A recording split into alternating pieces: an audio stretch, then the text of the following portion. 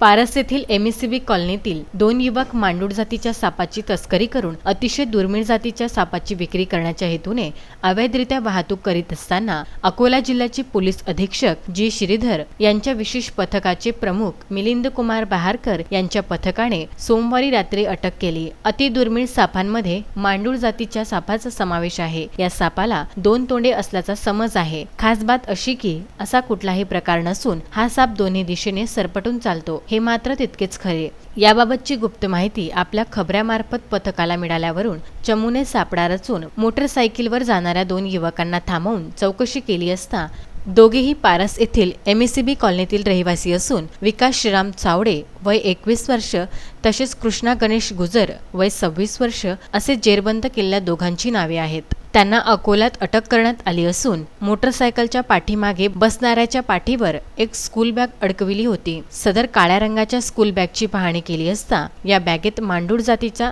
जिवंत साप आढळून आला। या सापाची लांबी 5 फूट 5 इंच असून मध्यभागाची गोलाई 6 इंच आहे।